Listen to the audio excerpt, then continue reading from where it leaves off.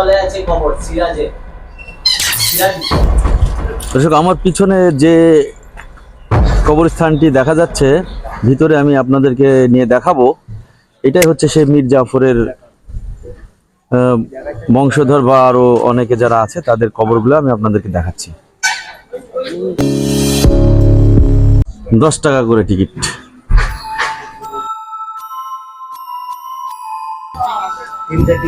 হ্যাঁ, 3টা আমাদের।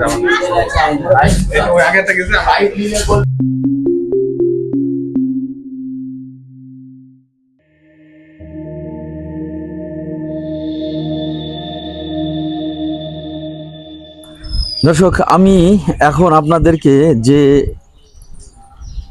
কবরস্থানটা দেখাচ্ছি এটা হচ্ছে মীর জাফরের পারিবারিক কবর। এখানে তার বংশের যে 1100 জনের কবর দেওয়া আছে সেটাই আমি আপনাদেরকে দেখাচ্ছি। আমি আপনাদেরকে কিছু কবর দেখাবো, সেগুলো আপনাদেরকে আমি একটা একটা করে দেখাচ্ছি।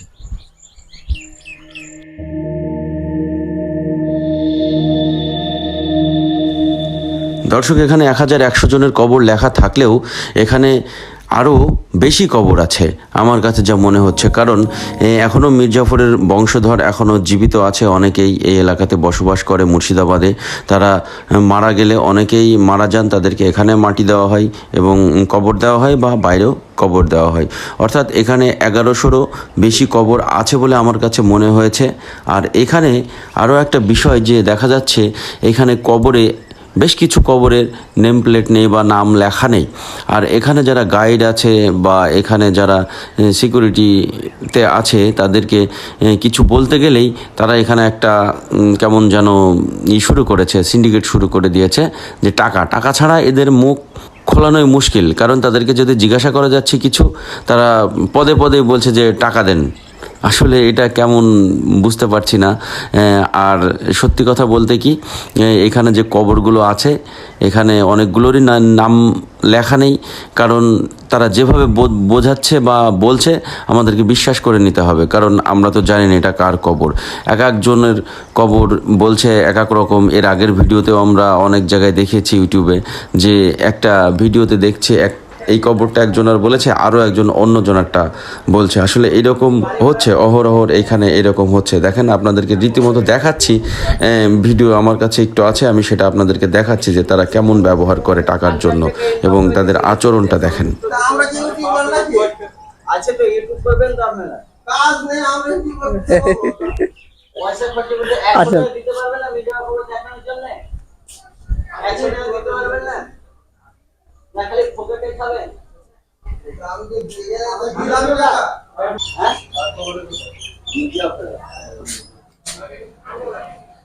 মির্জাফর এখনো পাবার আছে। আপনাদের লোক বললো না মির্জাফর পাবার নাই।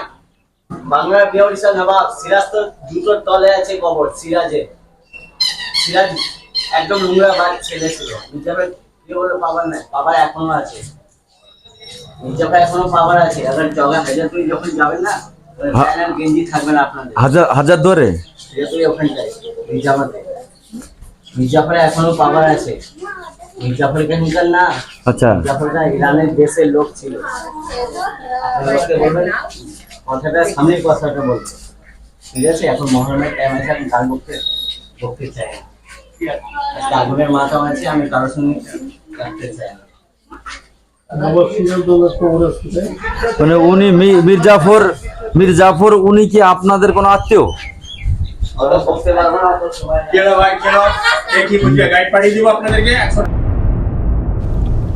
এখানে যে কবরস্থানটা আপনারা দেখছেন এটা কিন্তু এক সময় কবরস্থান ছিল না, এটা ছিল একটা বাগিচা। আর এই বাগিচাটা ছিল মীর জাফরের প্রথম স্ত্রীর পছন্দের একটা বাগিচা। আর এখানে কবরস্থান তৈরি হয়েছে, এটার অনেক ইতিহাস আছে। সেটা সম্পর্কে আমি আজকে বলতে চাচ্ছি না, সেটা সম্পর্কে আরও একদিন আপনাদেরকে জানাবো।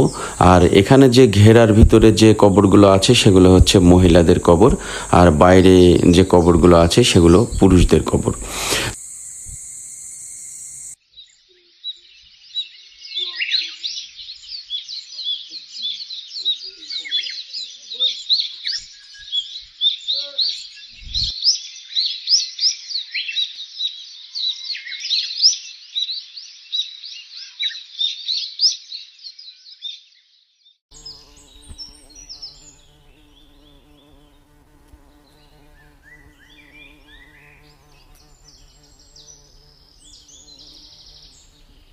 দর্শক